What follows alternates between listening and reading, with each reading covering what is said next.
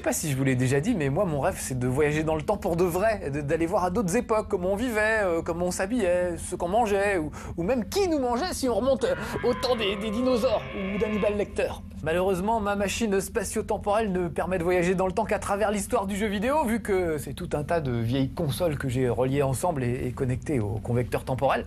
C'est déjà pas si mal. Tenez, par exemple, aujourd'hui, ça va nous permettre d'aller jeter un coup d'œil à des jeux qui vont, eux, nous ramener au temps de la chevalerie. Oyez, gentes dames, gentils damoiseaux, permettez-moi aujourd'hui de vous narrer l'histoire de Sir Arthur, un preux chevalier au cœur courageux, qui n'avait point peur de montrer son séant en toutes circonstances.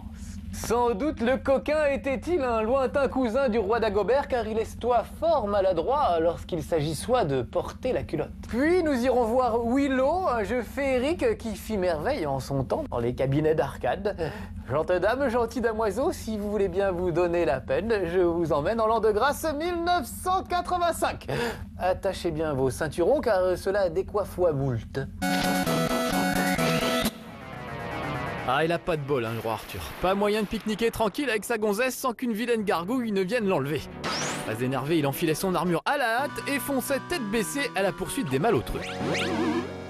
Seulement, je sais pas si dans la précipitation il avait mal harnaché son équipement ou quoi, mais il arrêtait pas de la perdre, son armure. Il suffisait qu'un monstre le touche et crac, il se retrouvait en calbute, son Altesse.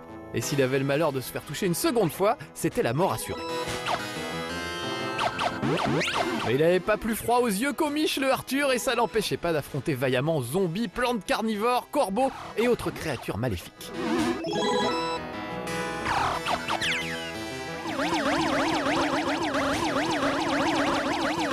Notre chevalier exhibitionniste n'avait pas grand chose pour se défendre à part sa bonne vieille lance. La borne d'arcade avait juste 2 boutons, un pour sauter et l'autre pour tirer, et heureusement au fil de l'aventure on trouvait quelques armes un peu plus consistantes, comme une dague qui permettait de tirer à une cadence plus rapide, une hache qui pouvait dézinguer plusieurs ennemis à la fois, ou cette espèce de torche olympique qui pouvait foutre le feu au sol et aux monstres. Bon d'accord, on est loin de l'esprit olympique, mais pour un chevalier, cramer des monstres ou des sorcières, bah ça fait partie du train-train quotidien. Au rayon des armes, on trouvait aussi un crucifix. C'était la seule arme capable de vaincre le boss final, Astaroth, le méchant démon qui avait enlevé la meuf d'Arthur. Le château du vilain devait être sacrément bien chauffé parce qu'Arthur, à peine arrivé, s'empressait de se débarrasser à nouveau de son armure. C'est plus fort que lui, hein, y a rien à faire. Pareil en ville, il peut pas s'empêcher de se foutre à poil. Remarquez, il est plutôt dans le ton parce que les monstres aussi se baladaient en slibard. Mais alors, mais enfin, Cruchot, c'est un camp de nudistes ou quoi, ce jeu, hein? Ah non, mon adjudant, c'est avant tout un vrai jeu de plateforme, même si à cause des bagarres incessantes dans le premier niveau, on pouvait risquer de le confondre avec un bon gros beat'em all. Sauf que dans un beat'em all, c'est vous qui êtes censé botter le train des monstres. Or, vu le niveau de difficulté du jeu ici, c'était plutôt le contraire. Et vous aviez vite fait de vous retrouver plus qu'à poil, sous la forme d'un joli petit tas d'ossements. Ah, ça c'était pas facile, hein, Ghosts and Goblins. Et le pire, c'est qu'une fois que vous aviez terminé le jeu et battu le boss final, le fameux Astaroth, il fallait se retaper une deuxième fois le jeu en entier avec un niveau de difficulté encore plus élevé pour avoir droit à la séquence finale où Arthur retrouvait enfin sa dulcinée. Du coup, tout ce que certains ont retenu de Ghosts and Goblins, c'est son héros stripteaser, le fameux Arthur. Il y a même un petit clin d'œil d'ailleurs dans le jeu Dead Rising sur Xbox 360. On peut débloquer le costume d'Arthur, c'est-à-dire son magnifique petit caleçon avec des cœurs dessus. Non, là je l'ai pas. Ah tiens, par contre, je voulais vous faire voir cette magnifique vidéo qui nous vient tout droit des petits gars de chez Mega64. Vous savez, une bande de joyeux lurons qui prend plaisir à refaire dans la vraie vie des scènes de jeux vidéo cultes.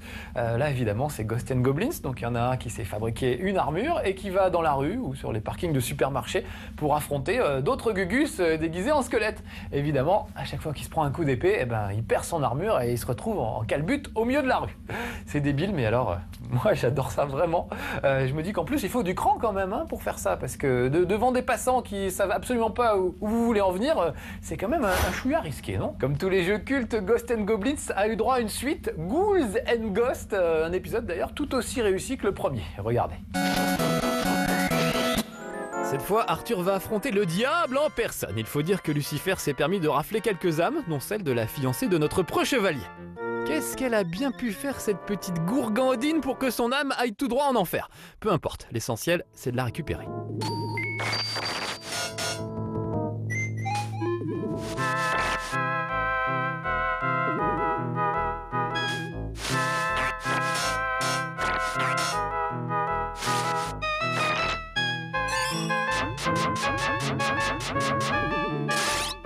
Cette fois, Arthur se la pétait dans une superbe armure en or qui lui donnait le pouvoir de se concentrer pour balancer des décharges d'énergie magique dévastatrices.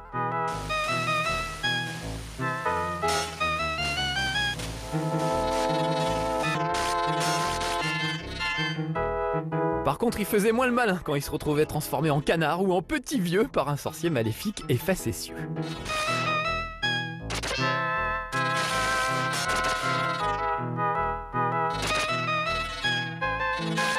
N'empêche qu'il ne manquait pas de panache, le Arthur. Il n'hésitait pas à se jeter du sommet des plus hautes falaises pour aller affronter torse-poil des monstres 10 fois plus gros que lui. Alors là, chapeau bas, même les monstres le reconnaissent, ce petit côté David contre Goliath, cet esprit chevaleresque, c'est quand même la grande classe.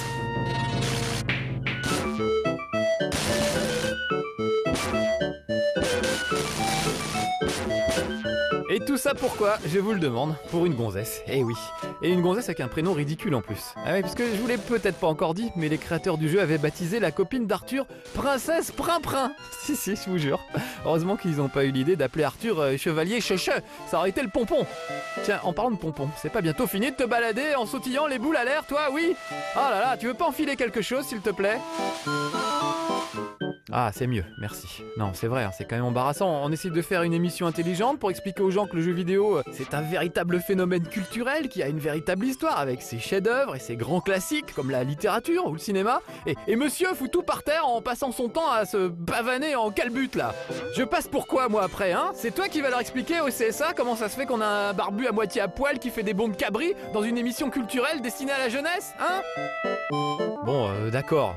Là, il fait chaud, y a de la lave en fusion, je comprends. Et puis bon, c'est normal de se mettre à l'aise pour affronter des monstres cracheurs de feu. Mais quand même, le reste du temps, fais un effort s'il te plaît. Bon allez, tu finis ça et après tu te rhabilles, hein, promis, hein.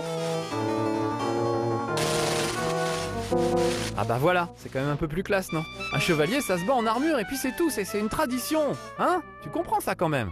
Bon. Et voilà, c'est reparti. Ah, t'es vraiment incorrigible, hein.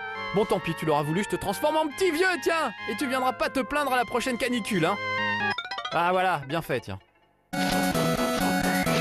Malgré cette inquiétante tendance à l'exhibitionnisme, notre ami Arthur aura quand même droit à 2 suites, Super Ghouls and Ghosts et Ultimate Ghosts and Goblins, dans lesquelles il continue de se balader impunément à moitié à poil. Mais vos petits yeux ont été bien assez éprouvés pour aujourd'hui, alors je vous propose de passer plutôt à un autre jeu d'arcade de chez Capcom, qui à peu près à la même époque mettait en scène des chevaliers avec quand même autrement plus de tenue. Il s'agit de l'adaptation en jeu vidéo de Willow, vous savez, le film de Ron Howard, écrit par George Lucas. En fait, ce qui s'est passé, c'est que George Lucas, à l'époque, rêvait d'adapter au cinéma le gros bouquin de Tolkien, Le Seigneur des Anneaux. Seulement, il n'a pas pu réussir à avoir les droits. Donc, il a été obligé d'écrire lui-même le scénario d'Heroic Fantasy qu'il souhaitait voir à l'écran. Et vous allez voir qu'il s'est pas privé de piquer un tas de trucs au Seigneur des Anneaux. Comme dans le Seigneur des Anneaux, le héros est une personne de petite taille embringuée dans des événements qui la dépassent, forcément. Willow Lovegood est un tranquille fermier qui va devoir bien malgré lui partir à l'aventure pour protéger un nourrisson des griffes de la méchante reine Bavmorda. Rien que le nom déjà, hein, ça respire la méchanceté. Le jeu est assez fidèle au scénario du film, si ce n'est que dans le film, Willow ne crache pas des lasers et n'est pas non plus avare au point de s'acharner des heures sur un coffre pour une malheureuse petite piécette. Mais bon.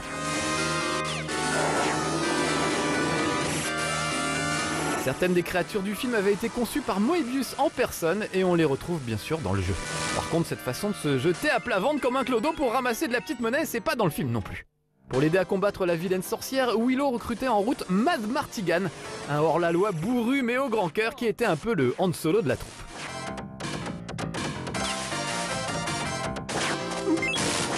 Dans le film, c'est Val Kilmer qui jouait Mad Martigan, le gentil mercenaire à la coupe de cheveux improbable. Entre chaque niveau, on pouvait acheter des fioles et des objets magiques avec l'argent récolté. Ah bah voilà, je comprends mieux son empressement à Willow pour se jeter sur la thune avec autant d'avidité. Par contre, ça explique toujours pas pourquoi il crachait des boules de feu. C'est pas un dragon, Willow, c'est un nain. Ah, oups, pardon, une personne de petite taille. Mad Martigan, par contre, était une personne de grande taille qui n'hésitait pas à se frotter au dragon, même s'il avait un peu chaud aux fesses parfois. Un coup à attraper un chaud et froid quand dans le niveau suivant, on se retrouve les miches dans la neige pour faire de la lue.